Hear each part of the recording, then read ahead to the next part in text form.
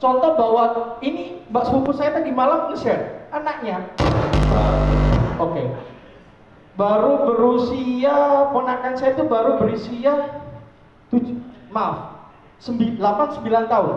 Berarti at least sekarang dia adalah SD kelas 2 atau 3 gitu.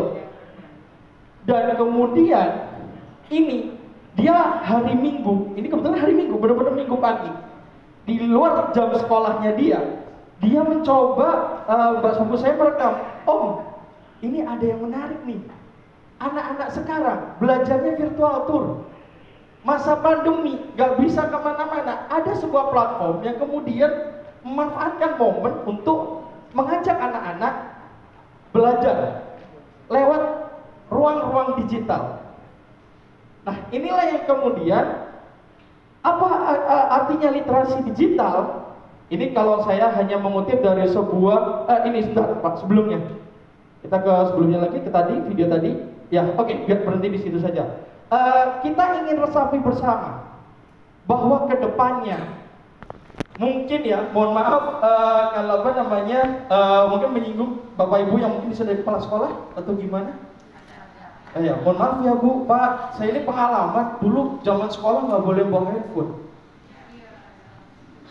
Nah, ini sebenarnya ketakutan seperti apa yang sebenarnya ditakutkan oleh sekolah, bahwa anak-anak dilarang membawa handphone. Padahal kita di satu sisi sedang ingin menggalakkan dan menggerakkan yang namanya literasi digital.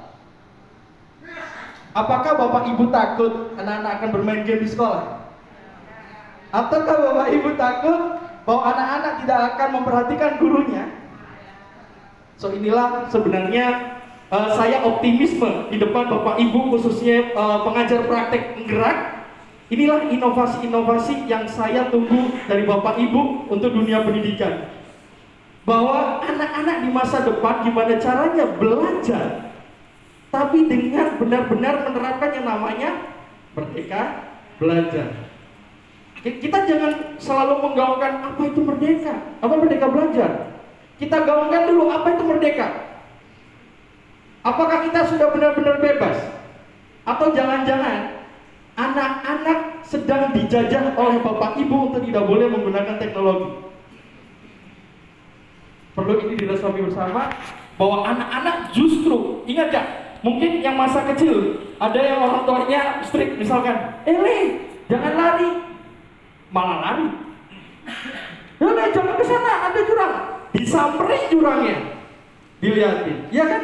Karena semakin kita melarang, semakin kita bilang jangan, besok jangan asam, jangan lodeh, gitu ya. Ya kalau saya orang Jawa malah bilang jangan sayur maksudnya. Itu semakin anak akan penasaran. Karena di dalam memori anak, kita mungkin bagi yang di sekolah dasar atau usia dini, kita paham ya bahwa mereka belajar adalah mencontoh, meniru, dan kemudian mereka penasaran. Dan pasti dalam pikiran mereka penasaran, apa yang saya ingin tahu ke depannya. Semua anak muda karakteristiknya adalah ingin tahu, ingin lebih tahu. Kalau ini dipaksakan untuk berbenturan dengan keinginan tahuan mereka, yang terjadi, mereka memang akan melakukan sesuatu yang di luar jangkauan kita. So, boleh Pak, di next. Itulah pentingnya bahwa literasi digital itu dikombin, atau kita fluid ke dalam metode pembelajaran, atau misalnya apapun dalam itu menjadi sebuah medium, sebuah tools. Jadi sebenarnya digital ini bukan untuk menakut-nakuti anak. Kita bawa perspektifnya seperti yang disampaikan Bu Anastasia tadi, bawalah pada perspektif positif. Kita tahu dampak negatif di dunia digital, platform digital itu sangat-sangat banyak. Tapi ketika kita bisa menghandle, bisa dengan bijak kita menyampaikan di lingkungan sekolah ke teman-teman semua, ke anak-anak semua, itu maka mereka juga akan paham gitu. Pembatasan nanti akan saya jelaskan berikutnya. Oke, boleh di next Pak? Oke, jadi literasi digital kalau saya mengutip UNESCO Sebenarnya apa yang disampaikan Bapak Ibu soal literasi tadi sudah benar. Ini kan kalau UNESCO seperti ini, tapi kalau menurut perspektif saya adalah apa yang Bapak Ibu sampaikan tadi, penafsiran, kemudian bagaimana mengintegrasikan, memahami, mengelola, mengevaluasi sampai Bapak Ibu benar-benar melakukan itu dengan sadar di platform digital atau di ruang-ruang digital. Nah, itu yang setelah ini kita akan masuki. Oke, ini sekedar pemahaman buat Bapak Ibu bahwa apa yang terjadi di dunia saat ini. Makanya tadi saya minta tarik nafas pelan-pelan karena ini akan keluar dari perspektif Bapak Ibu selama ini. Keluar dari zona nyaman. Bahwa kita akan dikuasai oleh platform-platform digital. Kita lihat di dunia total populasi 7 billion, 7 triliun berarti, 7 triliun, 7,8 triliun. Yang menggunakan mobile phone itu sekitar 5,22 triliun. Dan yang mengakses internet itu ada 4,66 triliun. Dan pengguna aktif sosial media itu mulai dari WhatsApp, Instagram, Facebook dan sebagainya lah, itu ada 4,20 triliun. Boleh di next silakan, ini karena akan agak banyak jadi langsung. Dan Bapak Ibu bisa lihat sendiri juga untuk di Indonesia sebelumnya tadi ada yang di Indonesia. Oke. Kalau kita masuk perspektif Indonesia, coba dilihat 274,9 juta total populasi, dan yang terkoneksi dengan handphone atau mobile itu ada 345,3 juta.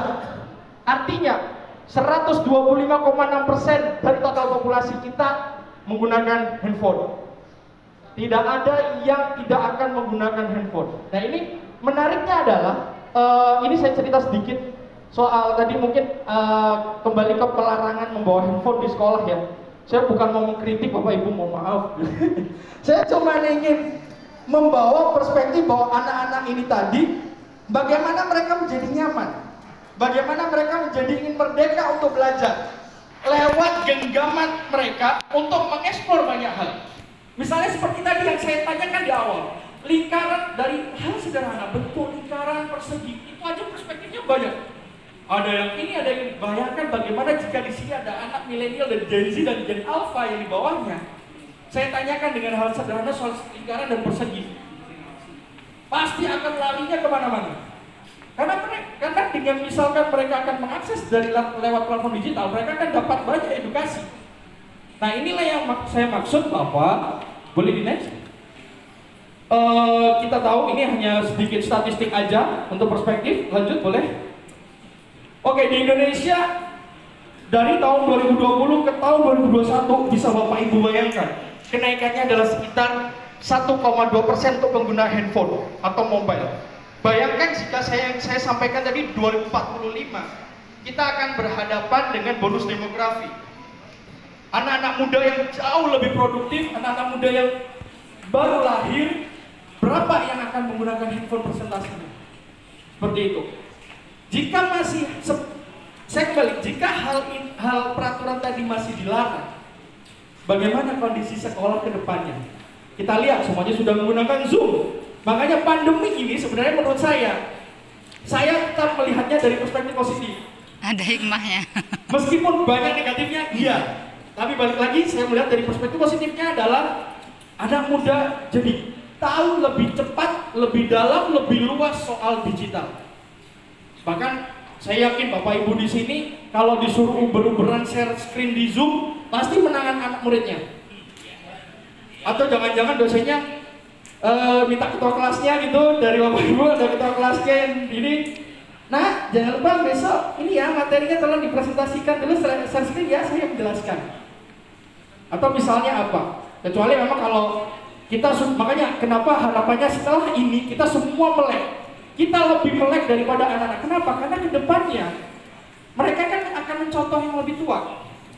Jangan sampai kita dibohongin oleh muridnya. Jangan sampai kita dibohongin oleh peserta didik. Seperti itu kan? Bahwa makanya kita jauh harus lebih enhance. Kita harus lebih menguasai teknologi digital itu sendiri. The next. Nah, ini hanya sedikit statistik. Next. Kita lihat di Indonesia ada banyak beribu persentase terhadap sebaran persentase dari pengguna device. Kita ngomongin di digital, kita tidak hanya bicara soal handphone. Ada yang mungkin punya laptop, ada yang punya bahkan yang terbaru adalah virtual reality, di mana ini yang seperti digunakan istilahnya yang saat ini sudah digunakan oleh keponakan saya tadi.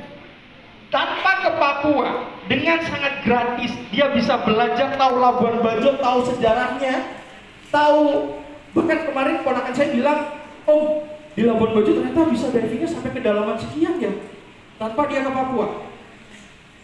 Dengan sangat-sangat gratis. Digital itu melewati batas dan waktu. Digital itu melintasi tanpa adanya jarak dan waktu. Jadi bisa dibayangkan pembelajaran model apa di masa depan yang harus kita siapkan. Karena kita harus benar-benar siap melek. Karena sekarang, mohon izin, saya bukan mau menakut-nakuti Bapak Ibu semua. Saya selain di kelas bersama, saya juga di media. Saya bisa berbicara soal VR ini dan sebagainya karena saya punya sahabat yang saat ini tengah mengembangkan robot pembelajar. Bisa dibayangkan ketika Bapak Ibu akan tergantikan dengan artificial intelligence atau dengan robot pembelajar itu tadi. Tapi balik lagi, memang di satu perspektif ada yang bilang robot kan cuma robot mas, biasanya template. Beda dengan perspektif humanity. Nah itulah yang saya maksud ketika digital bisa kita handle, bisa kita genggam dengan sebaik-baiknya, kita bisa memfluid, mengcombine, menggabungkan itu semua menjadi sebuah kesempurnaan gitu. Jadi bukan akhirnya genggaman digital itu hanya sebagai beban atau ini berbahaya bagi anak-anak. No, mereka akan ketika balik lagi pembicaraan saya sebelumnya bahwa ketika mereka semakin dilarang maka mereka semakin berontak. Nah ini saya ingat istri saya itu kebetulan juga seorang guru di Bali. Kebetulan jadi istri saya asli Bali, itu dia cerita murid-murid dia di MA ya, jadi karena sekolah Islam MA, dia meminta murid, jadi di sekolah itu ada aturan murid-muridnya itu boleh bawa handphone tapi ada locker room di masing-masing kelas. Jadi ketika akan dibutuhkan untuk mengeksplor banyak hal dari handphone, mereka baru diizinkan untuk mengambil handphonenya gitu. Dan itu mungkin ini sebenarnya hanya satu ini aja ya, inspirasi bahwa ini saya juga teringat karena istri saya pernah cerita gitu soal peraturan itu. Jadi dan itu ternyata tidak hanya terjadi di Bali. Ketika saya ke Jakarta juga begitu. Banyak sekolah yang akhirnya sudah melegalkan, membuang peraturan lama soal membawa handphone ke sekolah. Tapi ada konsekuensi memang dari sebuah ekosistem di mana sekolah menyiapkan locker atau misalkan tempat penyimpanan lah, storage untuk anak bisa tetap handling with their handphone, bisa tetap mengakses handphone mereka tapi dengan ketentuan dan peraturan yang nanti Bapak Ibu bisa terapkan seperti itu. Next, boleh Pak? Silakan. Next terus. Oke, sebelumnya maaf, sedikit bisa dibayangkan 8 jam 52 menit rata-rata orang di Indonesia mengakses internet. Hampir mirip dengan jam kerja, jam sekolah, dan jam tidur juga. Bahkan ini hanya sebuah survei dari biar sosial itu 8 jam 52 menit, hampir 9 jam. Padahal kita punya 24 jam, sisanya main, nongkrong, tidur. Tapi tidur pun masih di sebelahnya ada handphone. Bangun-bangun, buka WhatsApp, tidur, pasang alarm, dan sebagainya. Belum lagi cek dulu WhatsApp atau apa sebelum tidur. Oke, boleh? Next Pak. Oke, next aja, gak apa-apa. Nah, ini sebenarnya perspektif yang mau saya bawa ke Bapak Ibu semua. Jika ke depan ada ternyata dari survei dari Hootsuite dan biar sosial ada ini top 5-nya aja ya. Top 5-nya bahwa ada 5 sosial media yang bisa Bapak Ibu gunakan atau bisa diaplikasikan atau di-boost untuk pembelajaran di kelas. Misalnya kita bisa gunakan berarti ada WhatsApp, Ada Facebook, Instagram, TikTok, sama Twitter. Berarti apa? Di sana nanti kita bisa belajar banyak hal. Anak-anak mungkin bisa bikin video, ya kan? Video di TikTok, nanti di-share untuk jadi bahan tugas. Atau misalkan Bapak Ibu sendiri bikin materi pembelajaran lewat Instagram, bikin gimana caranya bikin feed. Akhirnya apa? Pembelajaran soal digital, anak-anak juga tidak ikut tertinggal. Karena kan sebenarnya permasalahan literasi digital di Indonesia ini, kalau saya sering ngomong juga sama teman-teman di Kominfo Siber Kreasi, itu adalah kita ini sudah terlalu gagap. Kita telat. Generasi milenial, di atas milenial apa ya? Saya nggak berani, di atas bukan di bawah. Saya nggak berani mau ngomong kolonial, nanti takut terlalu tua ya. Jadi di atas, kemudian tengah yang sekarang jadi menteri-menteri itu sampai ke bawah, ya itu kemudian apa yang umurnya udah tua-tua, kemudian muda, baru muda lagi, itu semuanya ya ini ya kegagapan kita dalam menerima sebuah teknologi digital gitu. Karena apa? Di satu sisi dunia ini udah cepat berubah sekali, tapi kita masih berada di zona ini. Nah inilah kenapa makanya di kesempatan kali ini saya bawa Bapak Ibu kepada perspektif